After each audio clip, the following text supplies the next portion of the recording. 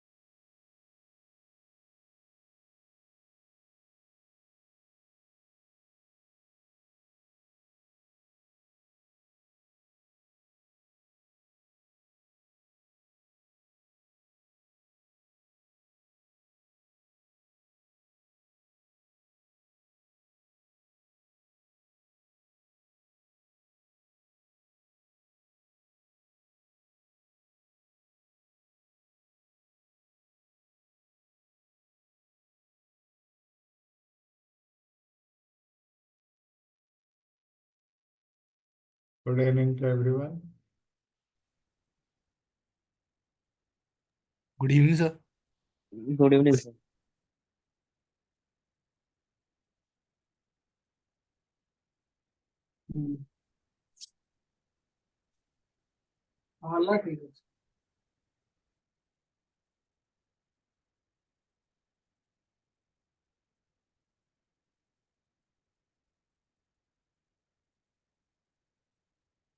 Okay.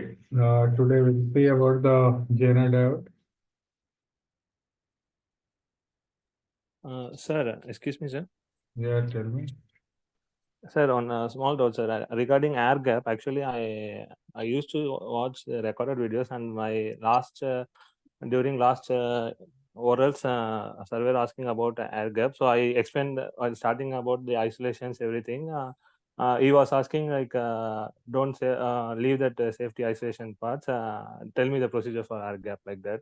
I said like using plastic filler gauge, and I used to take all four that 90 degrees each 90 degrees. Like that I said, sir, but he was again repeatedly asking for 3 to 4 times. I don't know what he was expecting. So what should be the answer, or what is expecting? No. What he said about the air gap? What the question is? He asked for the procedure for air gap, sir. Measurement, procedure for air gap measurement. Yeah, okay. So what did you reply? Sir, I started from the isolation of the generator, taking offload. That is a opening permit and all. Okay, that's everything. I started from there. I said everything. He said leave the isolation part. He said leave the isolation part. Tell me about the air gap measurement procedure. So I said using the plastic filler gauge, I between the stator and rotor, used to check at the 4 places in 90 degree each, all the 4 sides, and it should be sometimes the bottom will be a little bit different from the top side. Only that I said, sir. Yeah, reply was little bit incomplete. Okay, I sir. think I have taken alternator maintenance. See, something I have written about the clearance of the air gap. Okay. First of all, you're supposed to tell 12 o'clock, 3 o'clock, 6 and 9 o'clock. Are you getting? Yes, sir. Bottom, left, right. Top, bottom, left and right. 12 o'clock, 6 o'clock, 3 o'clock, 9 o'clock. The air gap is supposed to be 1, 2, 3 mm. Okay. And it's supposed to be taken with a plastic filler gauge. This clearance we take to find out the condition of the shaft bearing. Okay. If this uneven is there in this one, then in that case our bearing either it is going to damage or already it has damaged.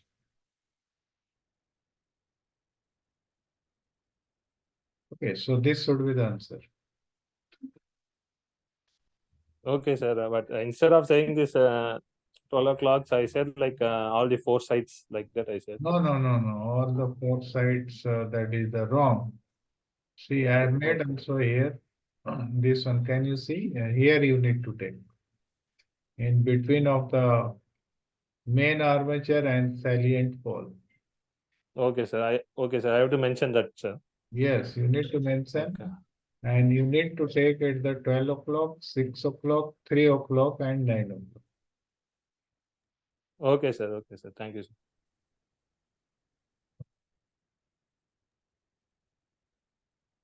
Any other question?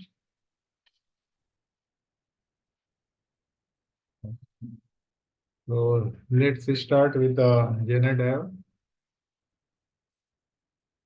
Zener diode is same like a normal diode, but little bit different is there in this one.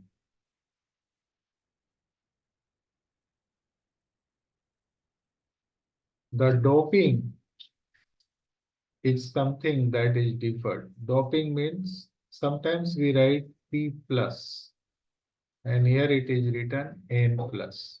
So this is a level of doping. Level of doping. Level of doping means lightly doped,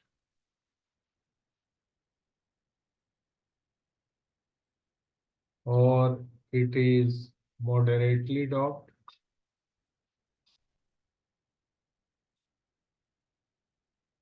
or it is heavily doped.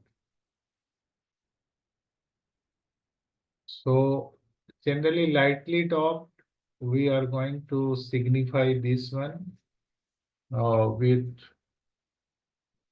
P minus or N minus. That means it is lightly doped. Moderately doped, P or N. Simply we write P and N. Heavily doped, P plus and N plus. So this is heavily doped.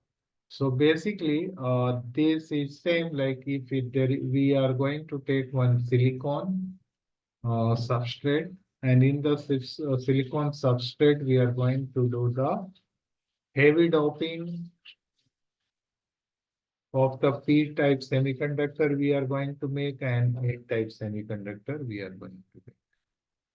Now, when it is heavily doped, so what happens? So when it is going to be heavily doped, then before the breakdown region,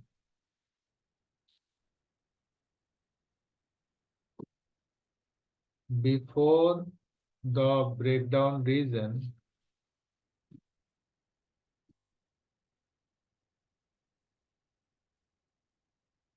there is one more region that is known as a Jenner breakdown region.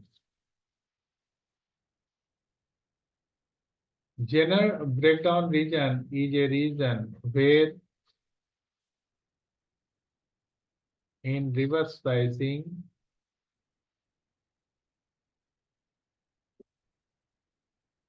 the breakdown is controlled. Breakdown can be controlled. It can be controlled. Okay, so it is not going to damage the diode, Jenner diode. So if we can control the breakdown, that particular region is known as a Jenner breakdown. Okay. Now this is happening in the reverse biasing. What about the forward biasing? Forward biasing, when we give the forward bias, in this, it works same as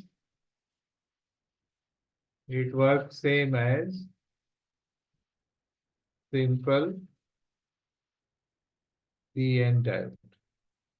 Same like a PN diode, it will work. So there is no difference in the forward bias. Only in the reverse bias, before the breakdown region, there is one region that is known as a Zener breakdown region. So in that, breakdown is controlled. So that is known as a Zener breakdown. So that's why we say Zener diode works well in the reverse breakdown region. Okay, that is the Zener breakdown region. Now, when it is going to work in the Zener breakdown region, generally what happens when we are going to make this one to work in the Zener breakdown region, it maintains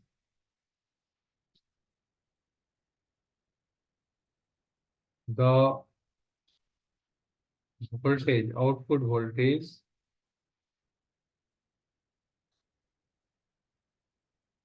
constant. It is going to maintain a output voltage constant. When it is maintaining this one, the Zener current that is generally known as a IZ increases drastically.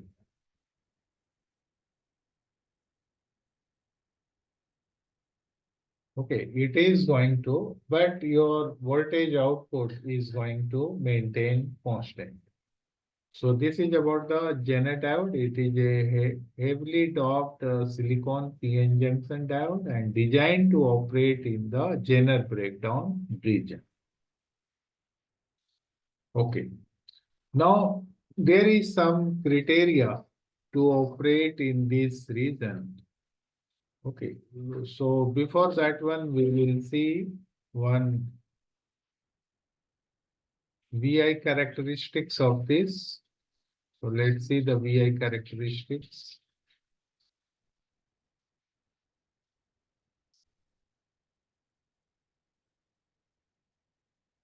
So this is the VI characteristics. So you can see in case of the forward biasing, it works like a same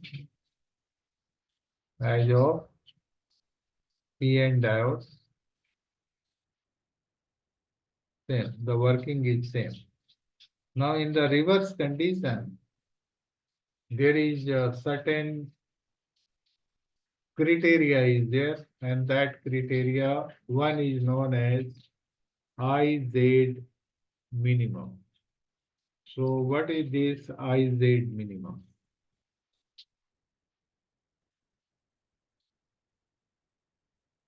So IZ minimum here, this one, this is the IZ minimum. This is the minimum Zener current to sustain Zener breakdown.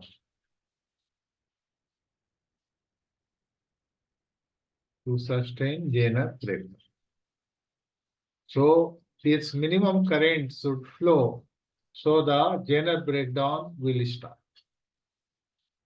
Or this is the minimum current that is required,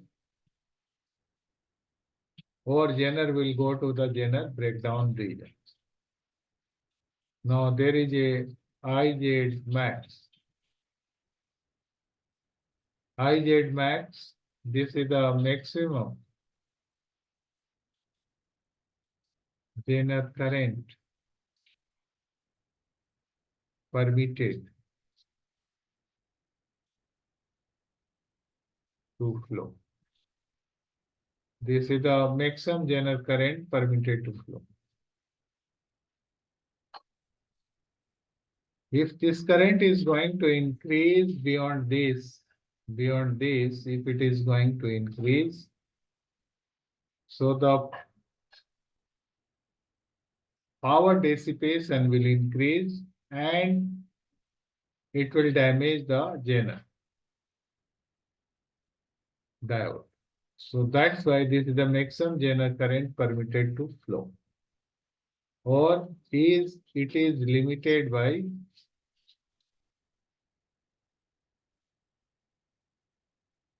maximum power dissipation. It is the maximum power dissipation. Here you can see the symbols.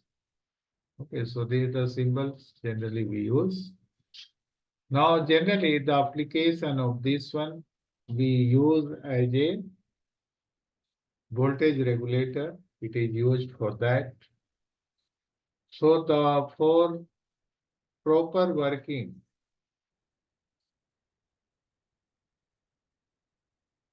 of a Zener diode in voltage regulation circuit,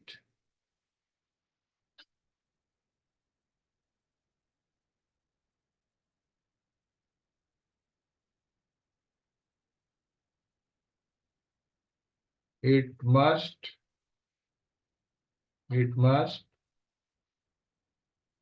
have voltage across it greater than Vz. It's supposed to be greater than the Vz. Be in a circuit where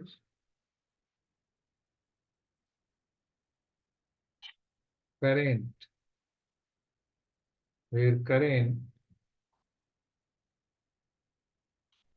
is less than Iz max and be reverse bias.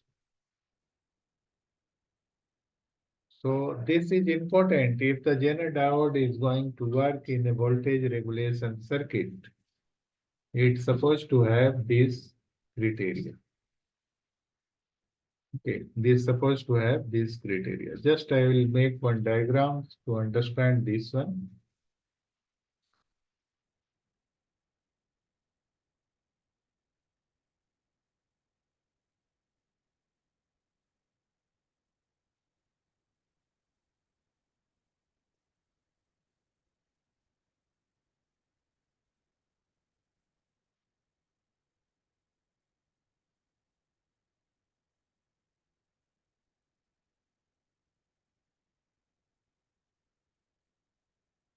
Now this is the positive and this is the negative.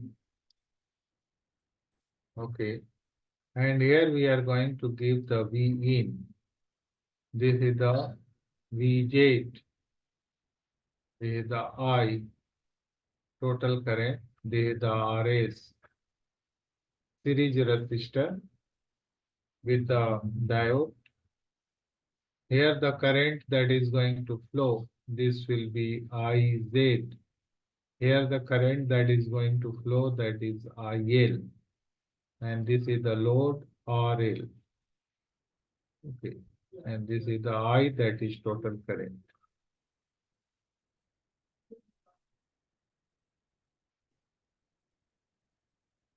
This is the V out. This is the V out. So this is the Zener diode voltage regulator. This is a very simple circuit of voltage regulation. Now, as we have seen here, now suppose if V in, okay, there is some parameter that will be given here, like Vz, suppose it is given 30 volt, Vz is 30 volt. And suppose V in is 25 volt. So can you tell me what will be the V out? Anyone?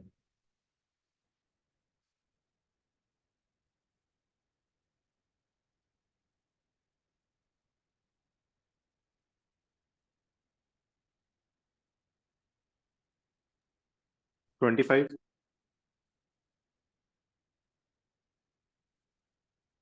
Yeah. Anyone else?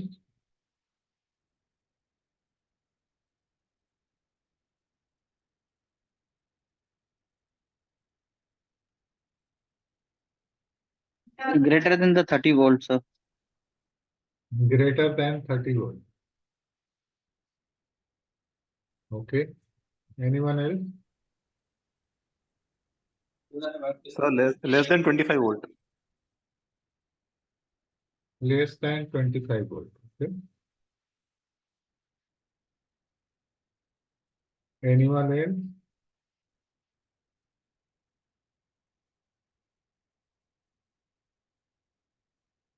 No idea. Okay. This one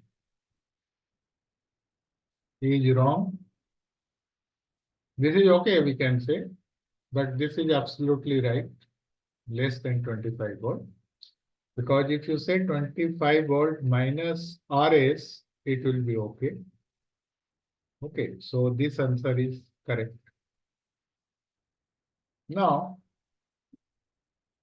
just now I have told you, just see here, Zener diode in voltage regulation circuit, it must have voltage across it greater than Vz. That means if the Zener voltage is 30 volt, V in supposed to be greater than the Vz. Then only it is going to work like a voltage regulator. Okay. I hope this is clear. Then be in a circuit where current is less than Iz max. So for that we have put the Rs here. So it is minimized, it means Rz max is being limited. It is being limited by this. So there is no issue for that one. B reverse bias, this is a reverse bias. Okay. So these two criteria, we can say it is there, but this criteria is not meeting. That means it is not going to work like a voltage regulator. Remember here one thing, that when we are going to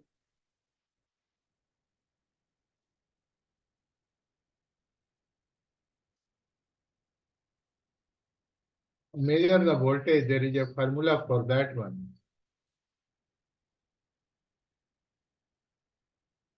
This is the formula is there, V out, and we can say I dot Rs plus Vj. So here the V out is equal to Vj only if the V in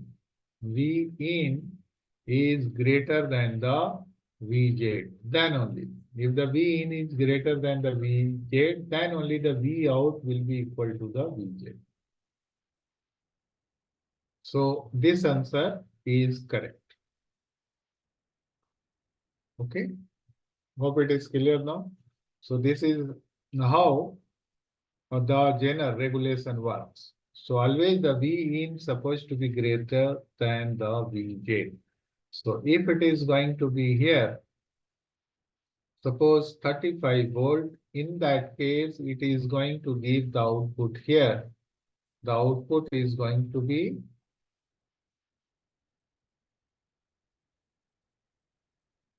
now you can take out the output from here itself. So V out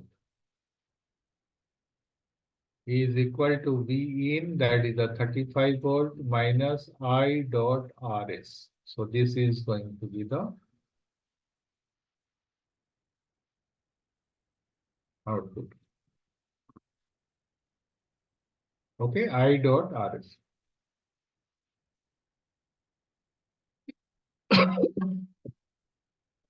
Okay. Now one question is coming in this. What it is saying, the question is saying that if we are going to increase 35 volt, suppose we have increased to 40 volt. Now what will happen? If we are going to increase from 35 volt to 40 volt, then what will happen? In this case, the I, okay, if the V in, I will write here, if the V in, this we have increased. So the I, this will increase. So next is the voltage drop across the resistor RS. This also will increase. This is the voltage drop across the RS. This is going to increase.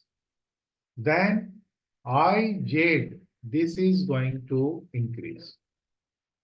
Here we are saying that RL, here we are saying suppose RL is constant. It is not changing. RL is constant. Okay, we are assuming this one. So if the RL is constant and V in is increased, I will increase. Total drop across the RS that is going to increase. IZ will increase, and so that IL will remain constant. So the V out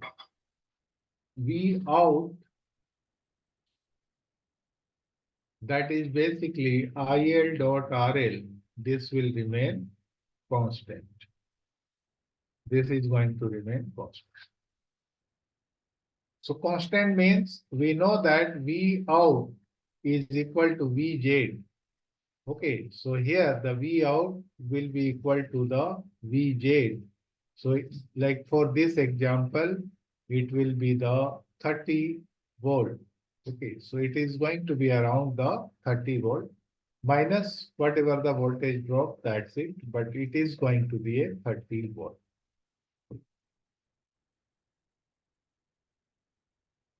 So this is the question, effect on the series current.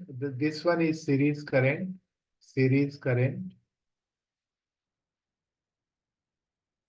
Load current, that is this one, IL. This is a load current.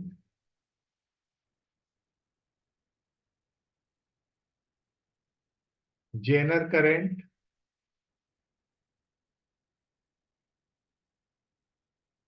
When the DC input voltage of a Zener regulator changes means it is increasing or it is decreasing. If it is going to decrease, but still V in is always greater than the VZ. We need to again suppose we have to assume here, and assuming this is the one thing we are assuming. Second, we are assuming that V in is always greater than the VZ. Whatever the changes is there in the V in, but it is always going to be above the VZ in that condition. So in this condition, what will happen? The I total current, this will decrease. So the voltage drop across the I dot RS, this is going to decrease. IZ, this will decrease. But IL remain constant. And if it is going to remain constant, the V out also will remain constant. So if I is changing, the IZ is also changing. But IL will remain constant. And because the IL is going to remain constant, the V out is also going to remain constant. Okay, hope it is clear. This is the Zener diode, and this is the basic characteristics of the Zener diode. This is how it works. So there is a calculation in this. Sometimes in the numerical it is going to help you.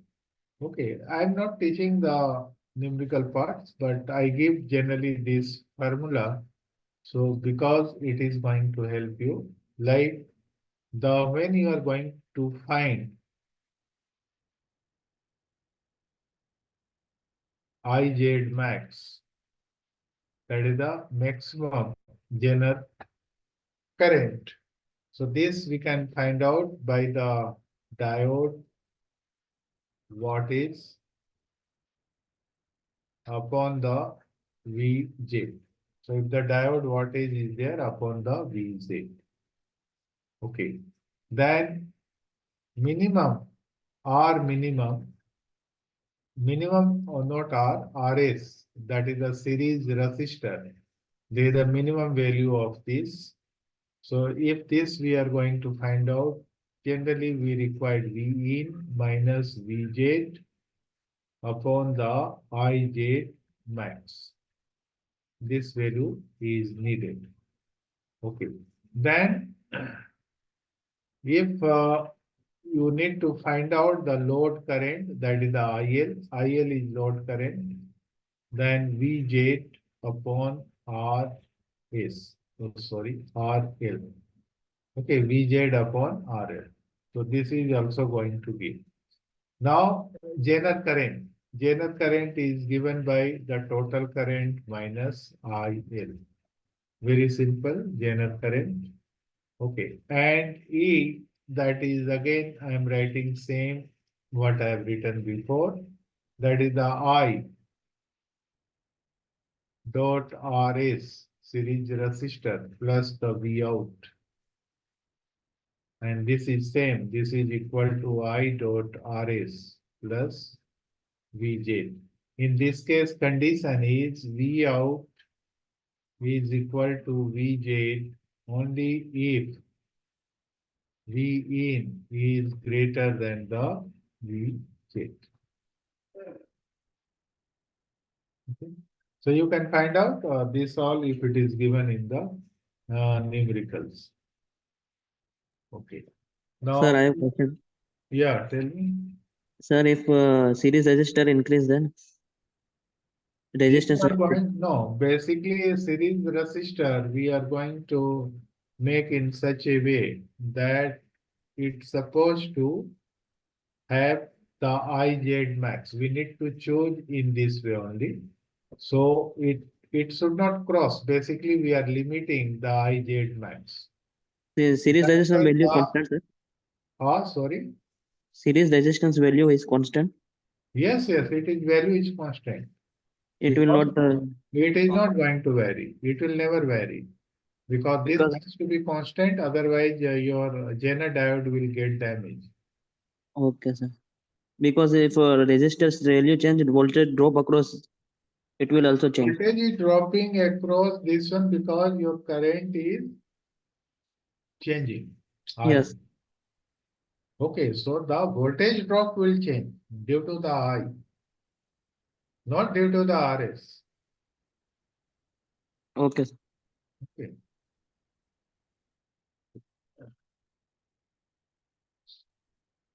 Now, this one voltage limiter and clipper, this was the one they have asked in the oral.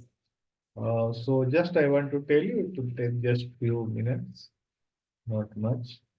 Because this all question they are adding up, and that's why the syllabus is becoming vast and vast. Okay. So I will just simply tell you about this one. Diode, limiter, or clipper. Okay, what is the diode, limiter, and clipper? And there is one more question they are asking. And clamper. What is clamper? Okay. So just we'll see this one. I'll give you one diagram you can understand by this. So, okay.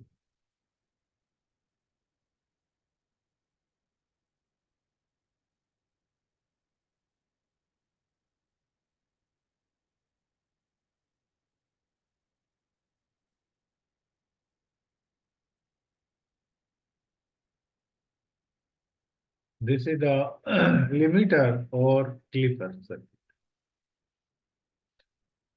Now in this one,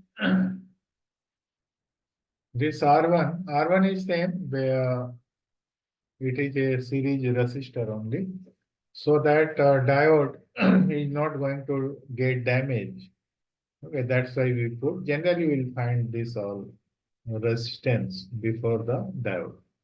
Even the Zener diode, normal diode also you are going to find. Okay. Now, suppose we are going to give the AC here.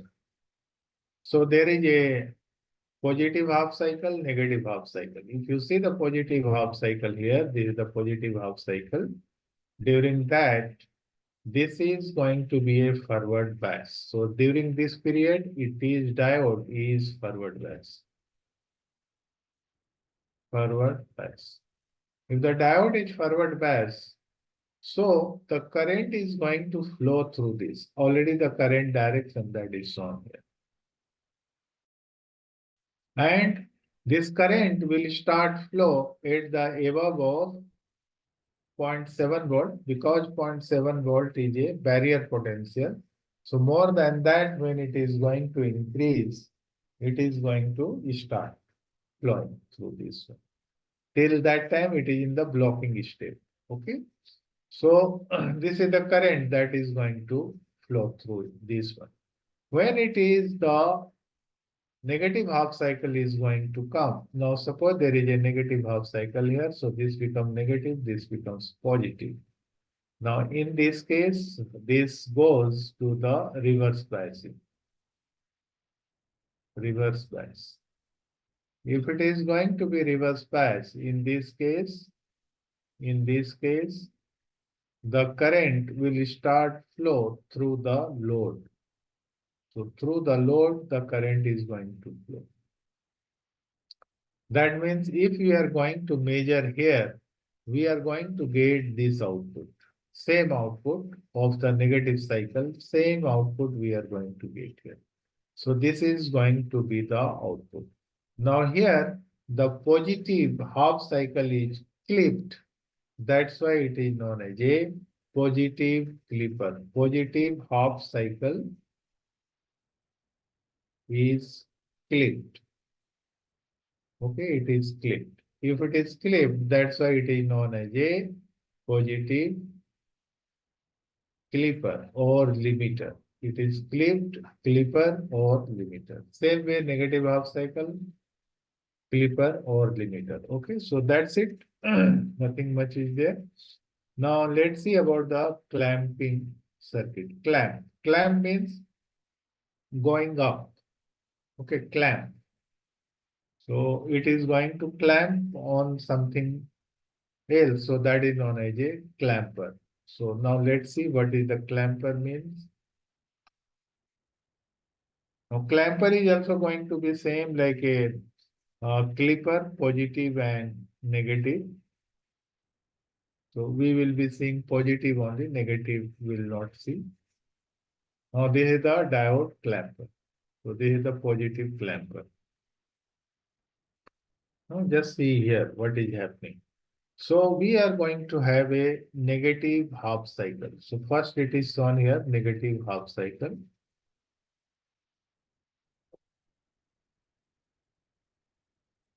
So during the negative half cycle, so this is going to be negative here. This is going to be the positive here. Just opposite, negative and positive.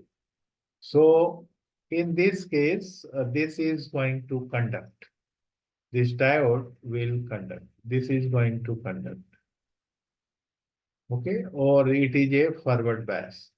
Or we can say it is a forward bias.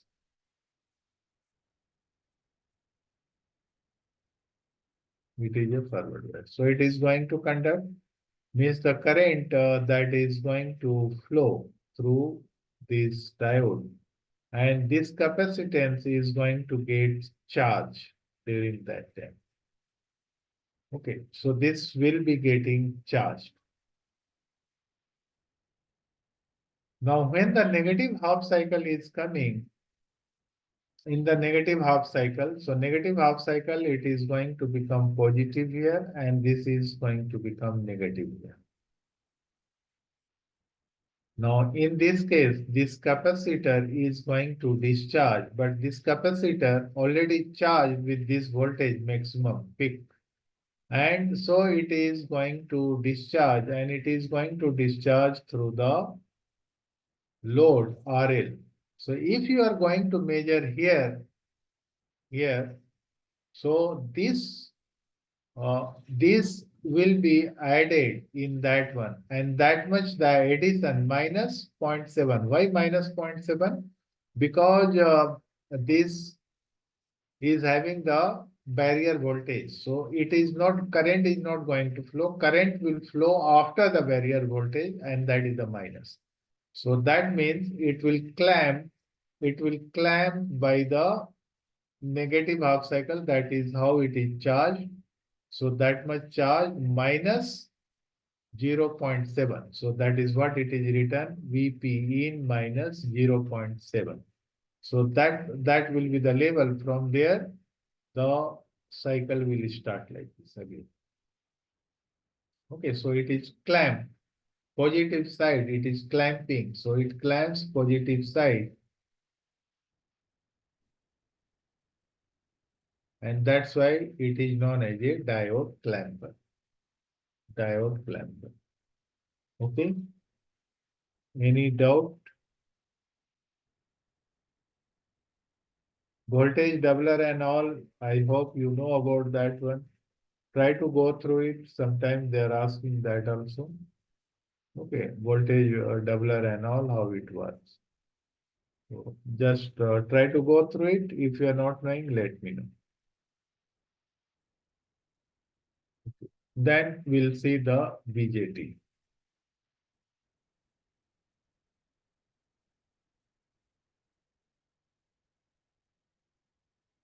BJT.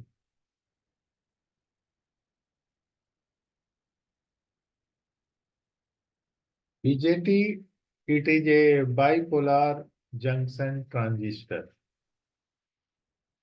Bipolar junction transistor. Bipolar means the free electrons plus the holes. So both carriers are required.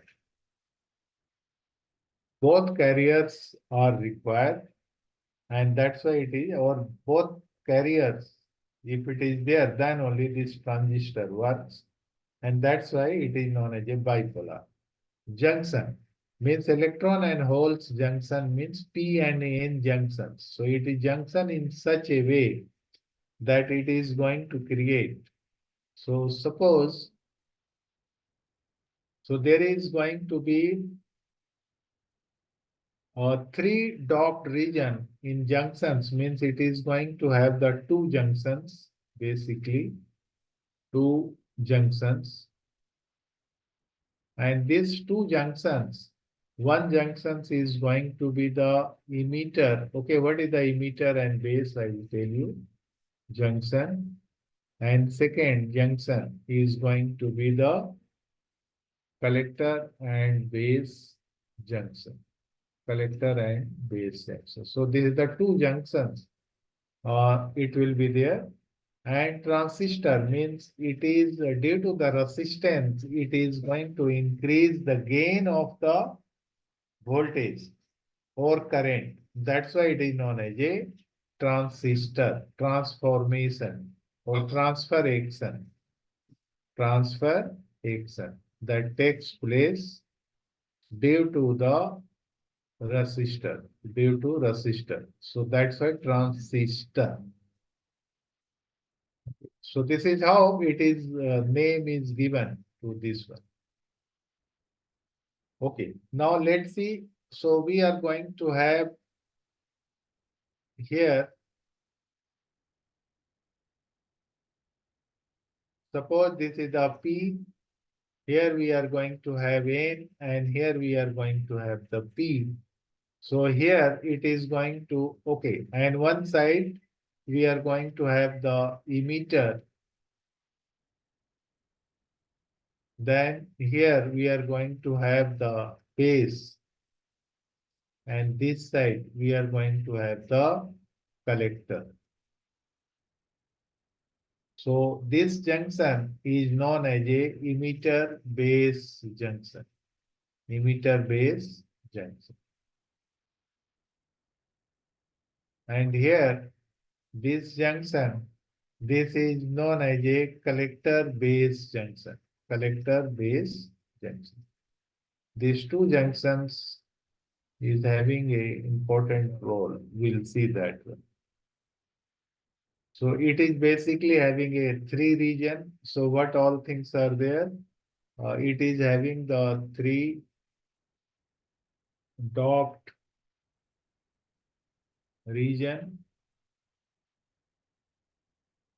Okay. Then it is having two PN junctions. Three doped region. So that regions are named as emitter, base, and collector. Okay, now we need to learn that what is emitter, why it is known as a emitter, why it is known as a base, and why it is known as a collector. Okay, I have made only one type. Second type is also similar.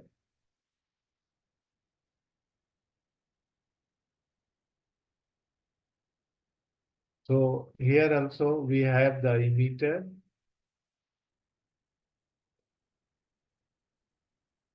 And here we are going to have the base.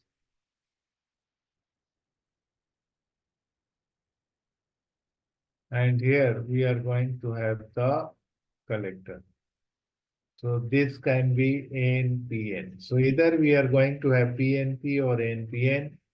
The junctions, EB junctions are going to be same here. It is going to be same here also. Okay, emitter base junctions and collector base junctions. Now why the emitter is known as a emitter? Because emitter, this supplies charge carrier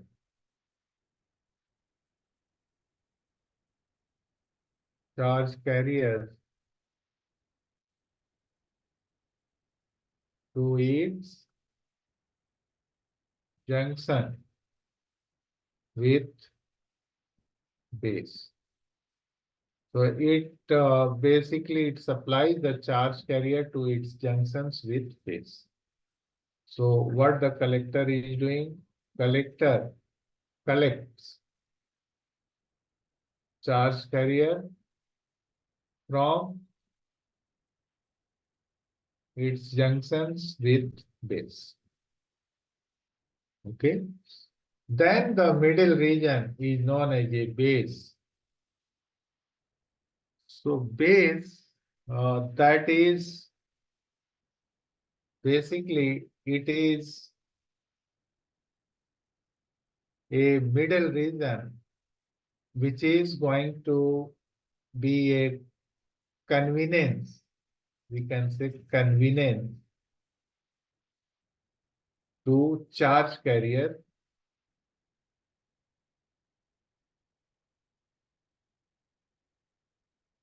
to pass through from it. So it is a convenience to charge carrier to pass through it. Okay, so that is the base. That is the base it is doing. Okay, so this is the emitter, collector, and base. Now, the construction wise emitter, this has a white layer and heavily doped region. Heavily doped region. Okay. So if you see here, we can write down here. This is the P positive, and here N positive. So it is a heavily doped region. So it is a heavily doped region and it is a wide layer. Okay. Base. Base has a very thin layer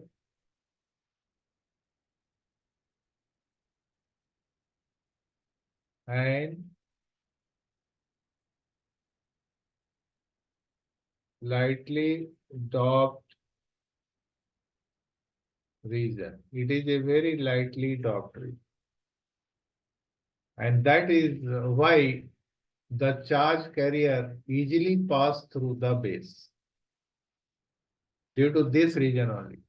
If you combine this one and see this one, so you will understand that how the charge carrier is able to pass through the base.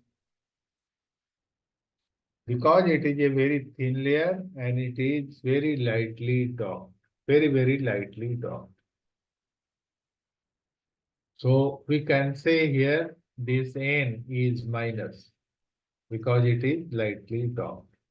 So P plus N minus and P, this is moderately doped.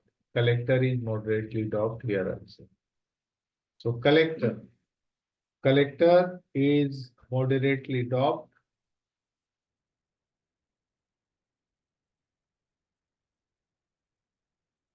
Has a wider layer.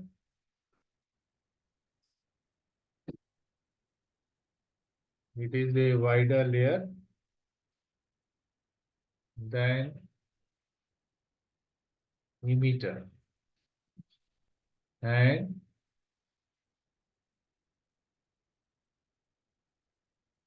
moderately doped region. Okay, so it is a wide layer, wider than the emitter. So the big area only collector is having. Okay, that is the bigger area than any other region. Collector is having the very big area. If you see the BJT, you can see on top, if the three legs are there, the top legs, if it is on the top, that is generally it is the collector.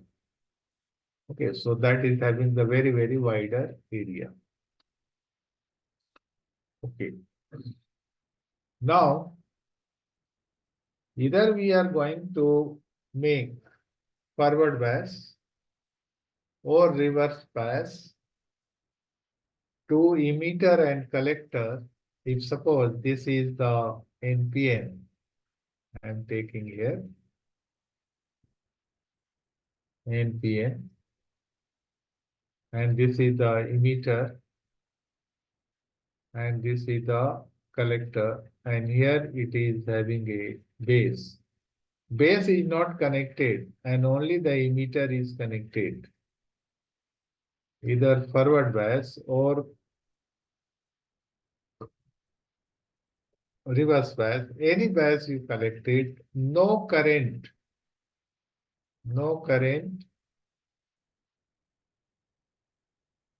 flows through the BJT. It is not going to flow. Okay, no electron, because the electron is not going to flow through it.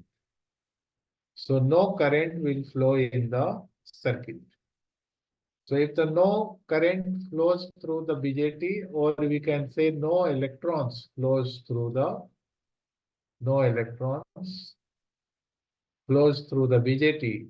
So we can say here no current flows through the circuit. Okay.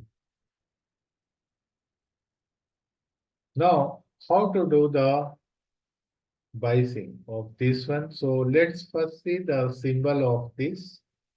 So NPN, the symbol for NPN.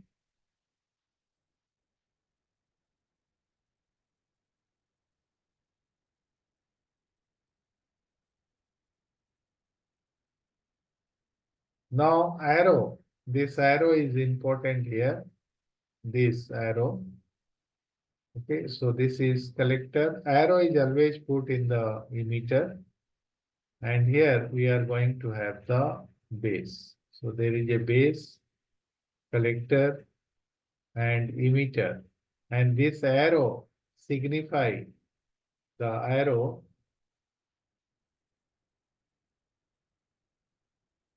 signifies the flow of conventional current. Conventional current. Okay, so it is a conventional current. That is the direction of the conventional current. That is the arrow. Now arrow is shown in the outer direction. So this becomes a NPN. NPN. Remember this one? And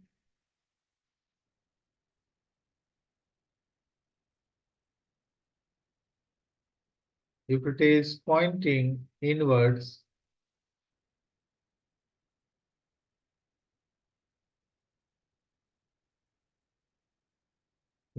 here like this, that means this is the PNP.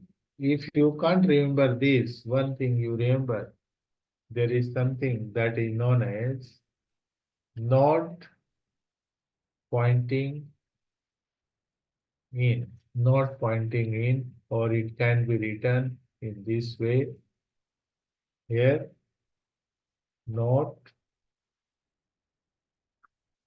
pointing in.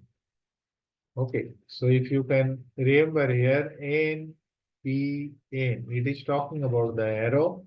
So arrow is pointing out, that means not pointing in. So this becomes N, P, N. Okay, very easy to remember. I try to remember in this way. Okay. Any doubt is there in this? So you can remember this one. So you will not forget the arrow. Now there is something is known as a transistor biasing. Okay, transistor biasing.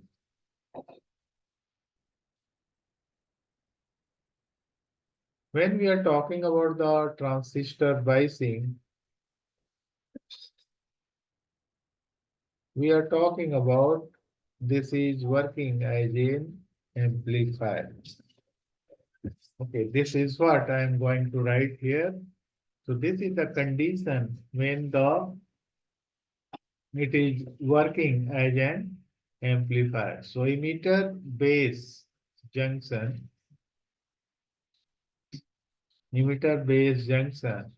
is always forward bias. Forward bias. Okay, and collector base junction is always reverse bias.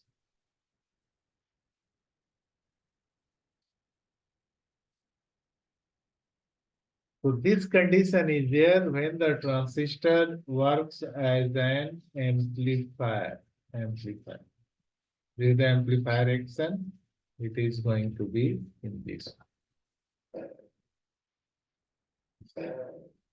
When it is going to work like a switch, that time it will be either in the fully saturation or fully cut off.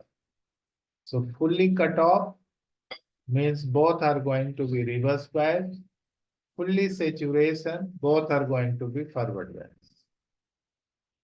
So that is when it is going to act like an on-off switch, you can say, or as a switch. Now let's see this biasing. Let's understand about this biasing. So here the biasing is there.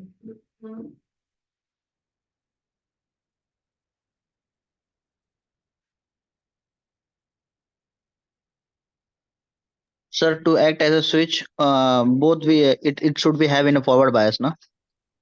Yeah, I will tell you. I will tell you. I will be telling you that.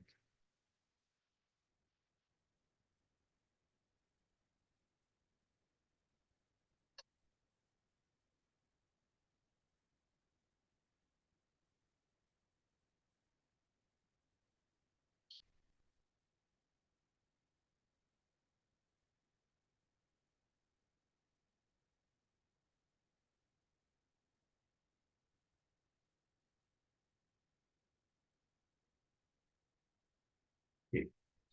Now here we are going to have the biasing, and this biasing we have done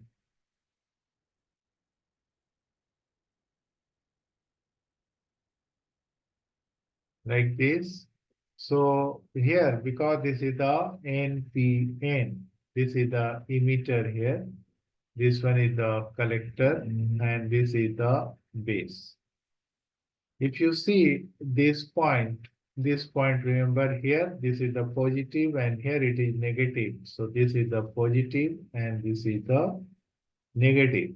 So this becomes the base emitter or emitter base.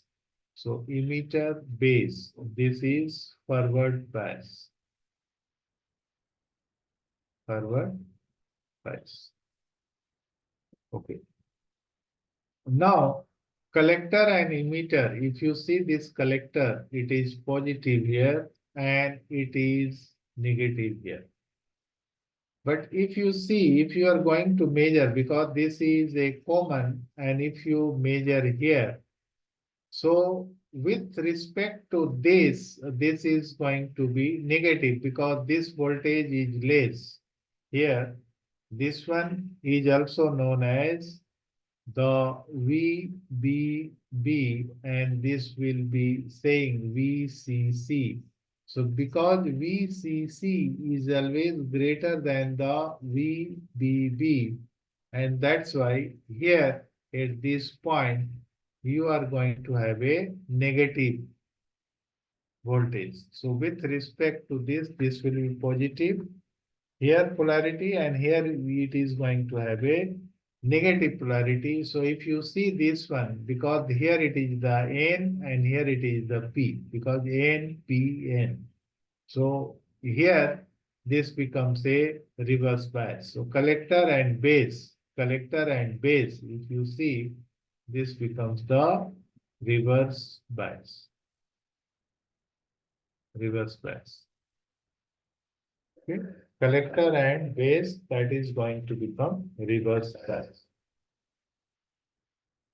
The current that is going to flow in this one, so this is the current that is going to flow, we'll name it IC. Here this will be named IE, and here the current which is going to flow, that is going to be the IP. Same will be for the PNP, only the polarity you need to change here. Okay, so that is going to be the PNP. So here the total current, if we need to find, so total current, if you see, IE is equal to IC plus IP. So IE is a total current, and that will be divided here. One is IC and one is IB. The current which is going to flow in the collector, oh sorry, BJT, so it will flow from here to here. That is the maximum majority current which is going to pass, that will be passing from emitter to collector. So maximum flow of the or majority carrier of here, that will be electron, so that will flow from emitter to collector, and that's why the current which is going to flow from the collector to emitter. So this is the current that is going to flow. Of course, the small current will flow through this, but this is the very small current that will be flowing. Okay.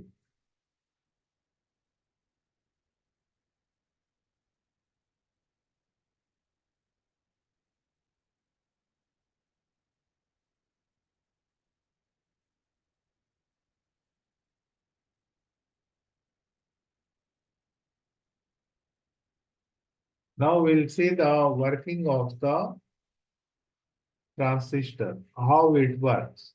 So if you understand this one, you can explain any type of circuit. So working of NPN transistor, working of BJT.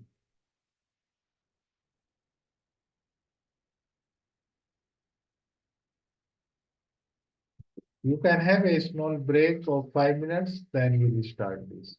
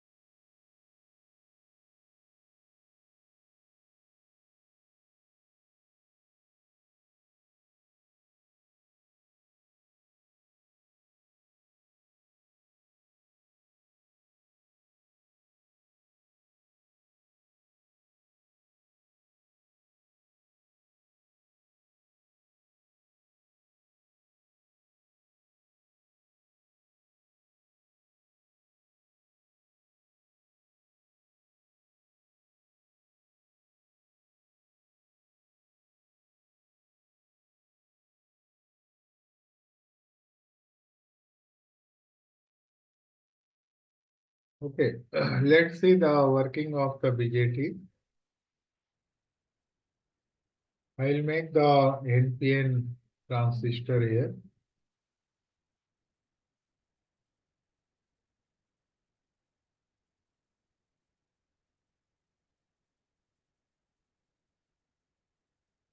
Now here, suppose this side we are having the N.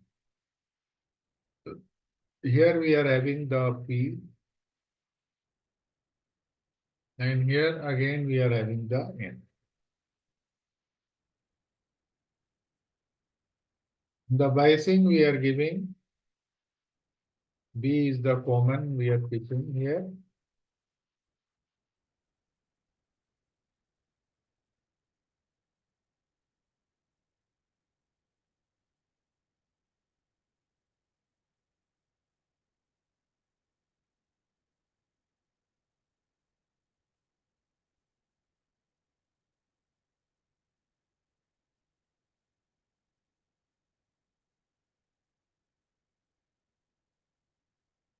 So this is the VCV and this is the VEB.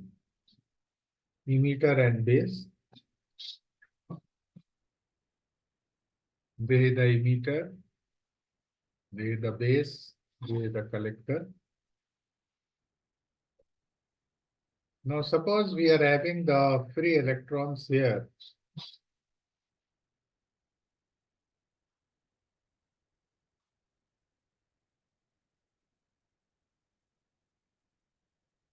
These free electrons, when we are going to have, because this is a forward bias here, and here it is a reverse bias. Between the collector and base, it is a reverse bias. And here, emitter and base, it is a forward bias. So if it is a forward bias, these electrons will move towards the junction. It will move towards the junction. Now, it will cross the junction because here it is having the holes. And because, now again, the word is coming here, is base. So base, the layer of the base is very thin. That is the one. Okay, it is very thin and is lightly docked. Lightly docked. That means if I am saying one hole, that means only 1% hole is here, or 2% we can say. Okay, so I am representing with 1. So what will happen? Okay, let me change the color here. Suppose this is the hole. So all these electrons that will cross the junction and it will come here. These electrons also will come.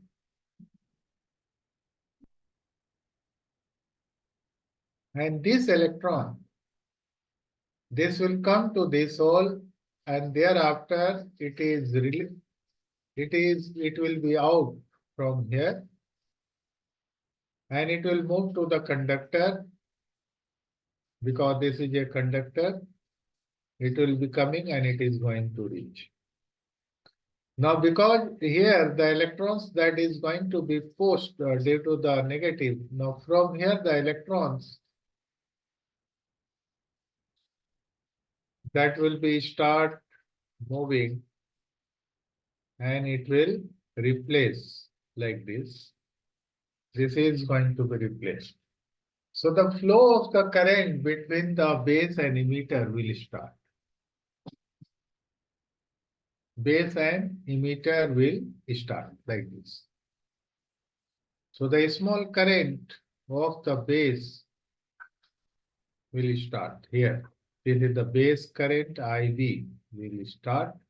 So current will be in the opposite direction. Okay.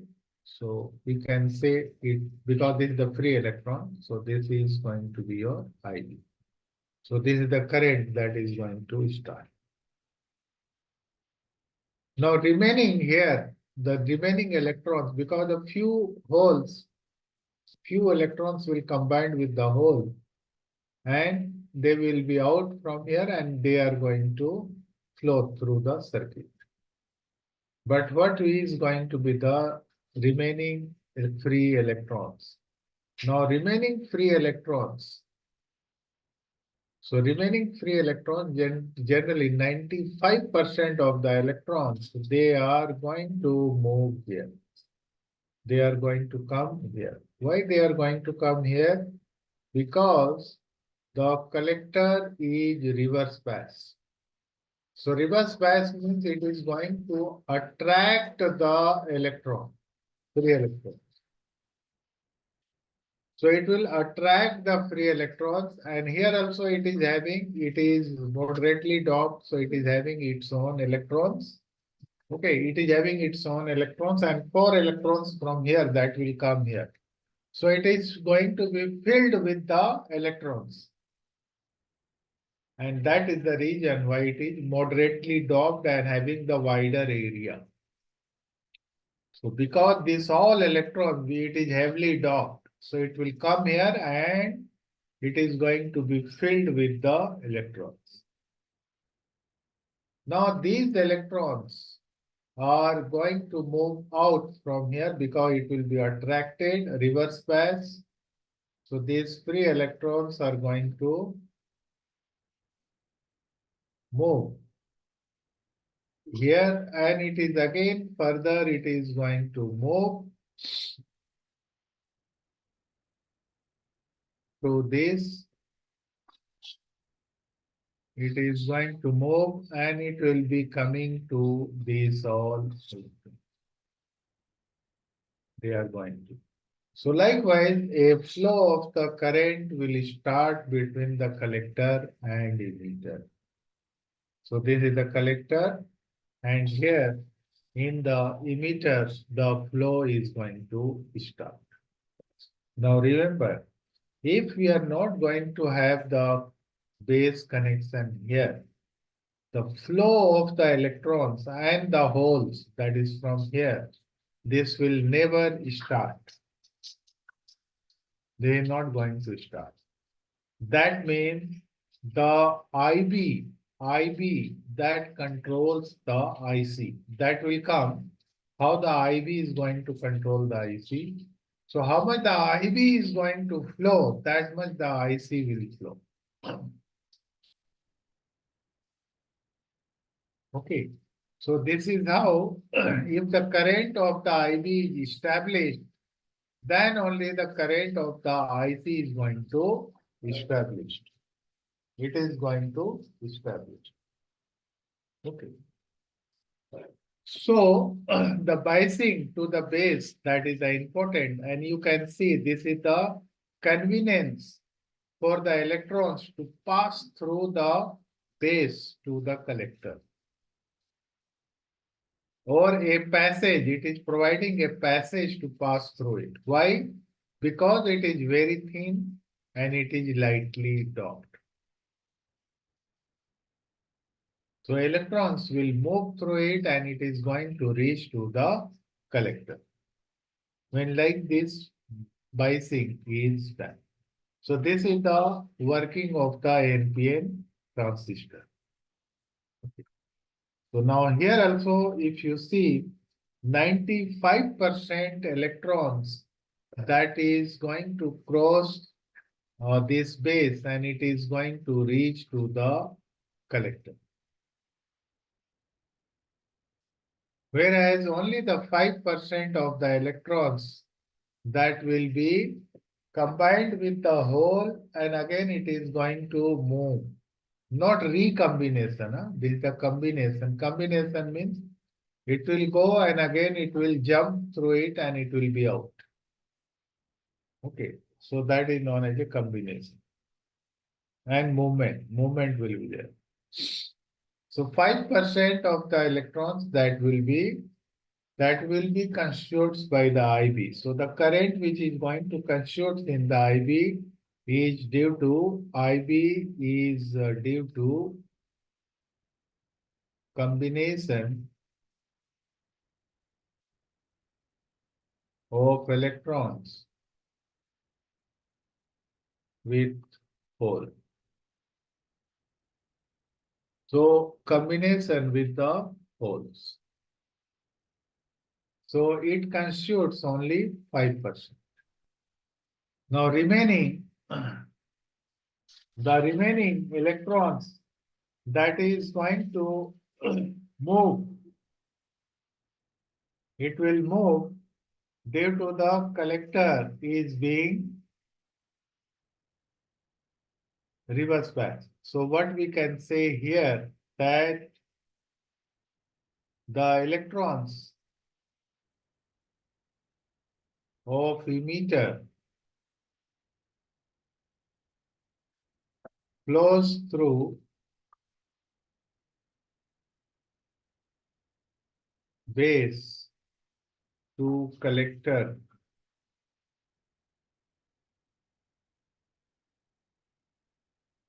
region, base to collector region is due to one, the base is lightly doped and very thin So this already I have told you. Second is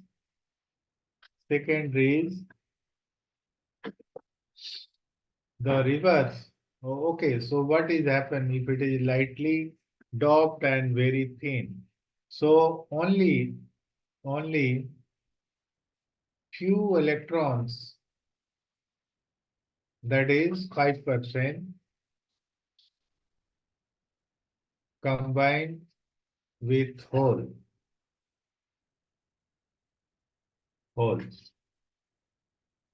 Okay, so only this much only able to combine. Now the remaining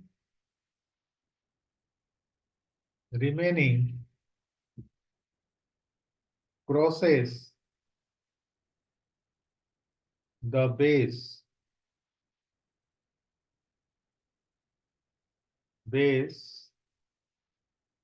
by attraction force of collector. Okay, because it is having the voltage VCC is also high and the remaining electrons crosses the base by attraction force of the collector. So this constitutes 95%. So what we can say here, the IE is basically is equal to IC plus IB. And if IB is negligible, okay, negligible, in that case we can say IE is equal to IC. If it is negligible, then IE is equal to IC. So almost it is going to be IE is equal to IC. Or total current in the circuit that is due to the IC. So total current is due to the IC. Now what is the transistor action? Any doubt in this working of the BJT? Anyone is having any doubt? Sir, Yeah. sir, you said this electron flow is going in this direction, but why did you put the IC in the opposite direction, sir? No, this is not IC. This is the IE, I hope. Sorry. This is the IE. This one only the doubt? Yes, sir, because you put the direction like going from IC to IE, it's collect electrons, but you put the direction of the IE is opposite direction. It should be the going upwards, right? IE. No, because conventional current is always opposite to the flow of electrons, no? Okay, sir. Okay, sir. This conventional. Okay. Yeah. Okay.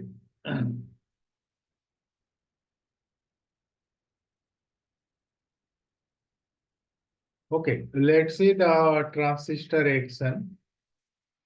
Okay, what is this transistor action or why it is known as a transistor? So that is one example I will give you.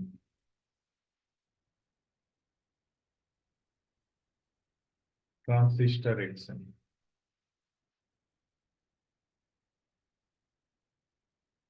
Now, suppose here we are going to have the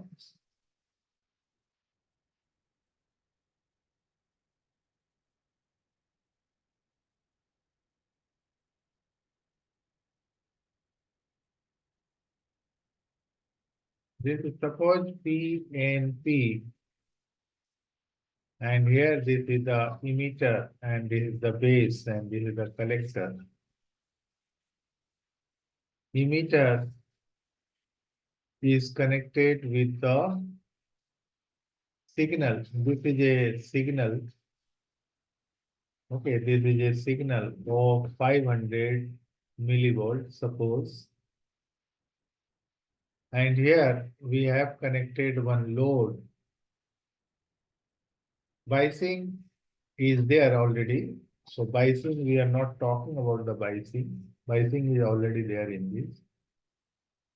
So that is for simplification, it has been avoided.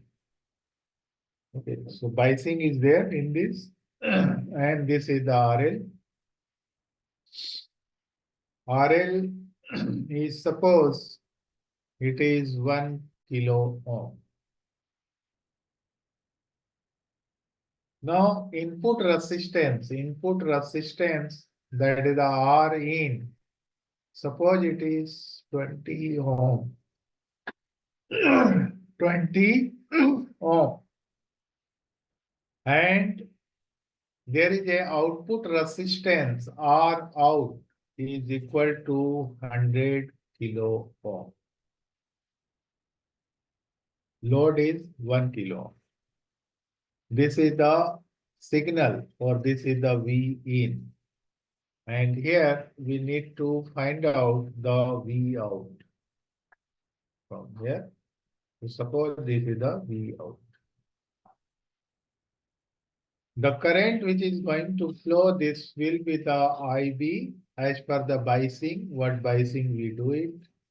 IE, and here it is the IC. So as per the biasing we are doing same. Emitter, base, they are the forward bias. Here it is forward bias. And base and collector, they are the reverse bias. Now you need to understand why the input resistance is 20 ohm. Input resistance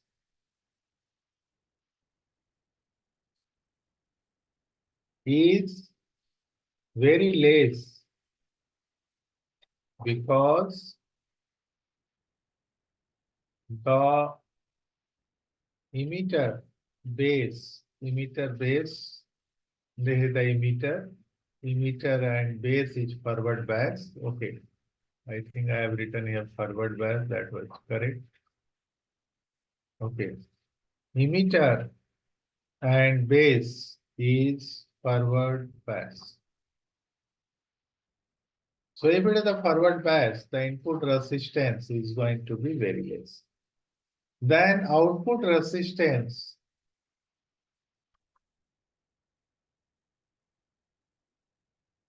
is very high because the collector and base is reverse bias. So if it is a reverse bias, the output here, resistance will be high. You might have seen in the multimeter, if you check also, if you check the B and C, and if you give the reverse biasing, it will be very high. It is going to show you the very high. Now suppose if the V in here, we are giving the 5 millivolt, what is going to be the V out? We have the biasing. We are ignoring here the biasing. We are not calculating that value. Okay, what is the biasing voltages and all? If we ignore, in that case also we can see what is the input current. So IE or input current,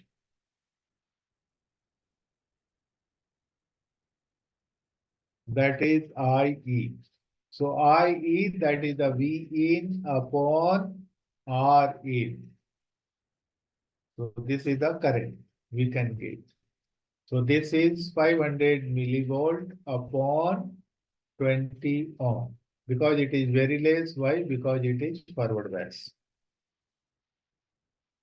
So it will be 25 milliampere. Now we assume that IE is almost equal to the IC. We assume here this one. Okay. Assuming that IE is almost equal to the IC. So if you are going to assume this one, then what will happen? The IE is equal to IC is equal to 25 milliampere. That means collector current is also going to be 25 milliampere. This is the maximum ampere IC is going to have if the I is equal to IC. Otherwise, it is going to be less, little less, not much less, because 95% the current is there due to the IC. So if 95% if also we do, it is almost going to come near about 24, 23. Okay, 23, something will come.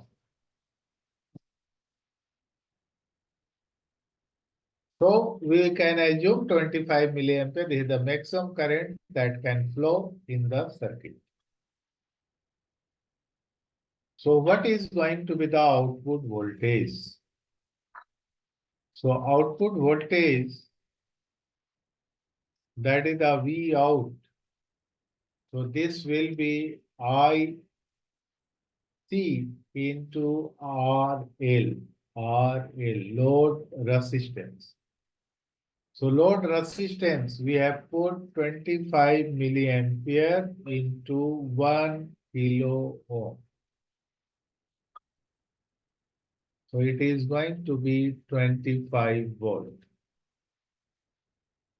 So how much the voltage amplification is there? If you see the voltage amplification,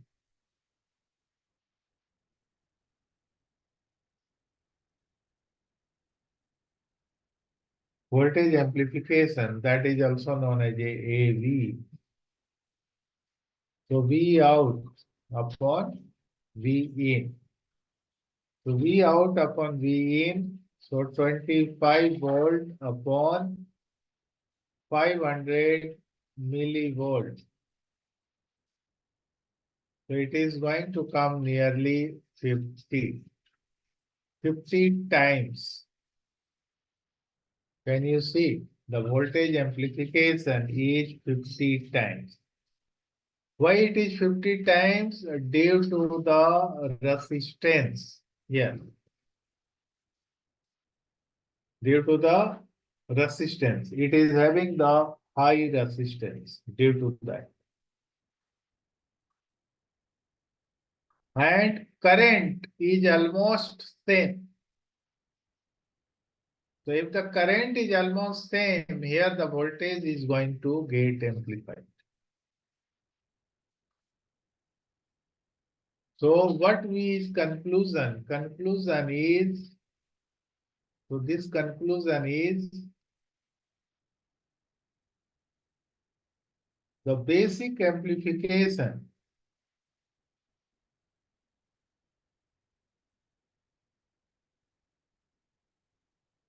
or amplifying action is produced by transferring a current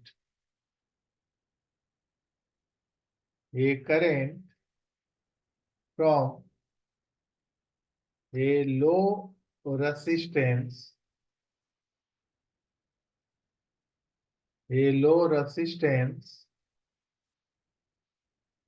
to a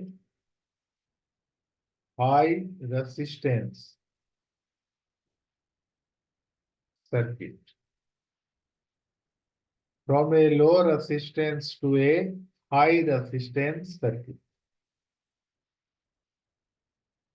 And that is how the name has come. So the name we can say transistor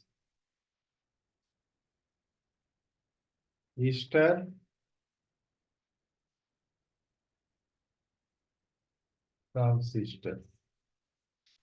Okay, so we can say here transfer and here RES.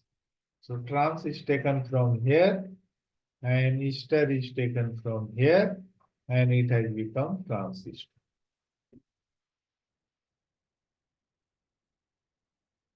Okay.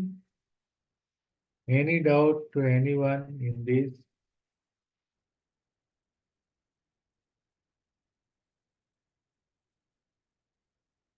Now, two things Excuse me, sir. asking. Yeah, tell me. Sir, there was one question like the frequency response of the transistor amplifier. So this will be the same thing, No, what we are seeing? no. Frequency response is different. I will tell you frequency response. Oh, okay. Thank you, sir. Okay. Now, next is there is something is known as a beta and it is denoted by B. And there is something is known as a alpha. Okay. So what is this? This is the ratio basically. Okay. So beta is a ratio of collector current and base current. So this collector current and base current, this is going to provide the current gain basically. Okay, current gain means how much the gain it is going to provide, how much the current gain it is going to provide. This depends upon the beta of the transistor, beta of the transistor. So generally the range of this one that goes, so beta we can say, if beta is given very high, that much the range will be there. So this is generally 20 to 200. This is the ratio. It is going to be or higher than this also. 20 to 200 or higher, more than this. Alpha, whereas this is a ratio of IC and I. Because IC and I is almost equal. So this is going to tell that how much the alpha is there, alpha. That is the current, means equal current. How much the equal current is going to be in the IE and IC. So if you see the alpha, this will be the IC upon I. And the range is basically 0.95 to 0.99.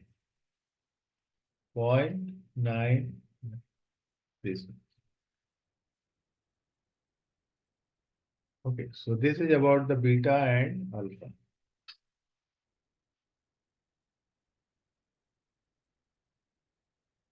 Okay, now there is a collector characteristics curve. So this collector characteristics curve again, that is also known as a output characteristics curve. We will see this also.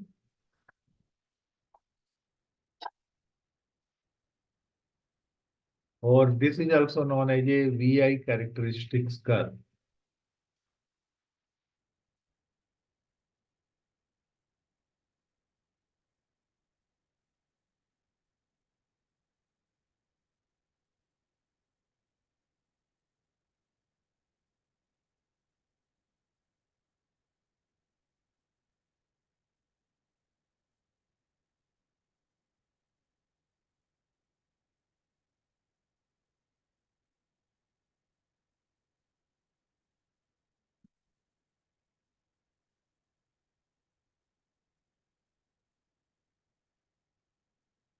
Okay. Now, as I have told you before I have told you, if you remember one thing I have told you that IB controls the IC. Means how much the IC is going to flow in the circuit, that depends upon the IB. Now here you can see this is the IB that is going to flow in the circuit. So this is the IB and this is going to be the current, or we can say IC1. If we are going to increase the IB, this side the current of the IB is increasing, IB level is increasing. So the current is going to increase, IC is increasing. So this is the maximum IC is going to flow if the IB3 is there. So this circuit tells clearly that IB that is going to, this curve this says that IB controls the IC. Okay. Now we are going to see in the particular one IB. So we are taking a just one IB for a value, one value of IB, any value of IB we are taking. In that case, what we find here, that our current is 0 when the VCE is 0. Now you need to understand this one. When we are saying the VCE is 0. So let me make a little diagram of this one circuit diagram I will be making here.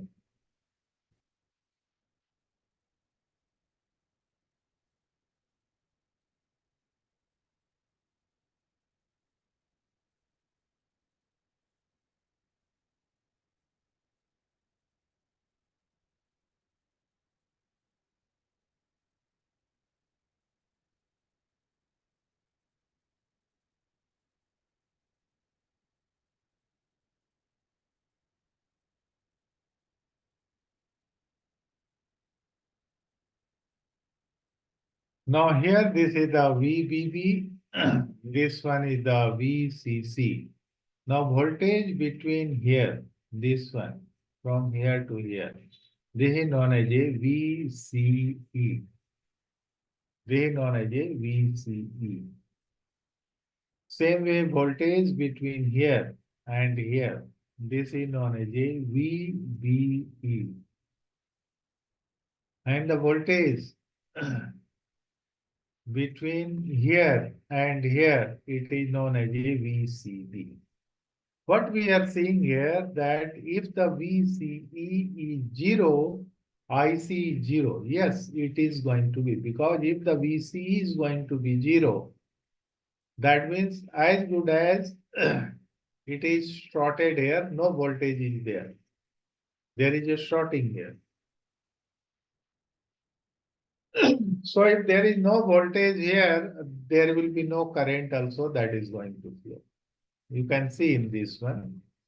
So if the VCE is going to be 0, so IC is also going to be 0. Now, if the VC is going to be increased, so we are going to increase the VC from 0. From 0, if the VC is increased, so if the VCE is going to be increased, VVB we are keeping fixed.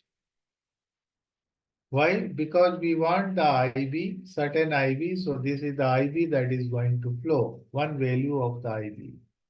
So IB is already flowing in the circuit.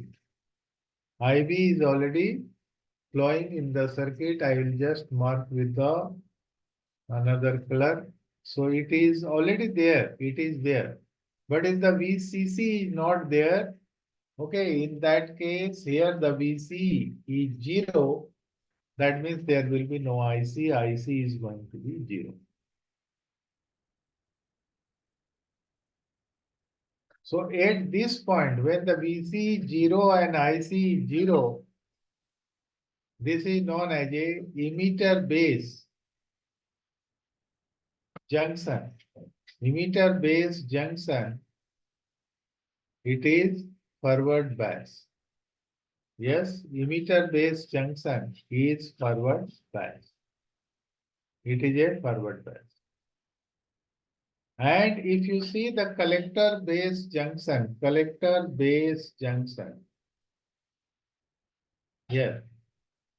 here it is positive. And because if it is the 0 here, this is 0, that means here there is a shorting between this. Then only this is going to be the 0, VCE. So here the voltage that is going to be minus. So if it is a minus, because here it is minus and it is shorted, that means this is also minus. And if it is going to be minus, this is also a forward bias. So collector base is also going to be forward bias. So when the EB junction is forward bias and collector base is also forward bias, this is known as a saturation region. This will be saturated. And this is what it is shown here. Can you see? And this saturation will remain. That means collector base will remain to the forward bias till the 0.7 volt. 0.7 volt for the silicon, it is going to be 0.7 volt. So when the VCE is greater than the 0.7 volt, when the VCE here, now next. So we are going to increase 0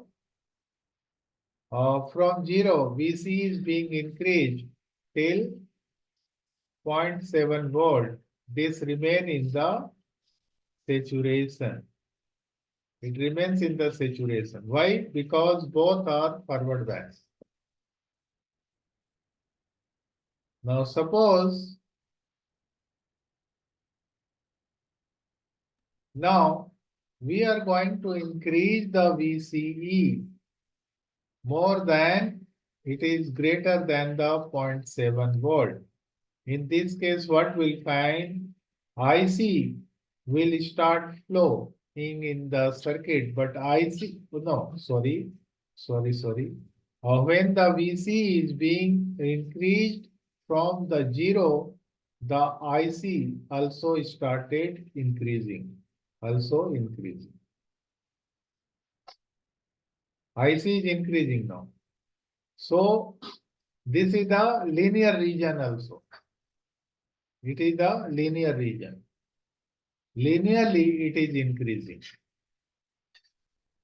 And when the VCE is equal to 0.7 volt or more than this, or more than this 0.7 volt, IC become constant. IC is constant.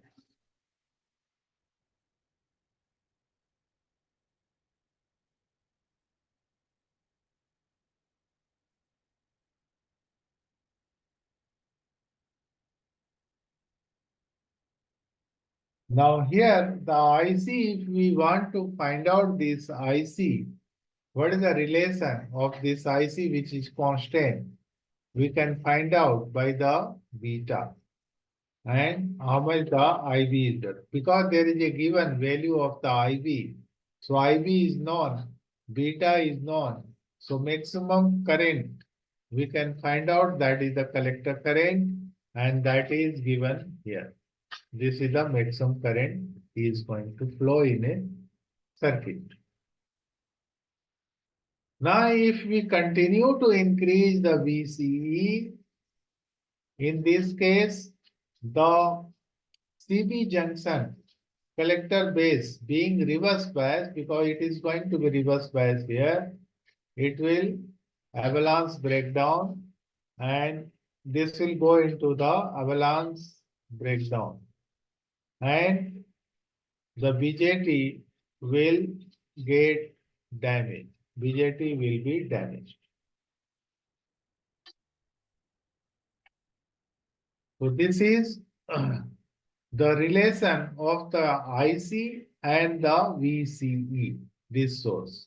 For a given IB, up to the 0.7, there is a forward bias in both. So it is in the saturation region. Now after this, it becomes the reverse bias. That is the collector and base, whereas emitter and base remain forward bias. Okay, let me write here. Here in this, the emitter base, this is a forward bias, and collector and base is also forward bias at this point. Here, emitter base is again, it is going to be forward bias, but collector base is reverse bias. And here it goes to the avalanche breakdown, because this is the maximum reverse bias when it is applied. This is the reverse breakdown, or VBR, we can say breakdown voltage. So when it is reaching to the breakdown voltage, this BJT is going to break down. So this is the active region. This is known as a amplification region. So amplification, when it is going to work, it will be working.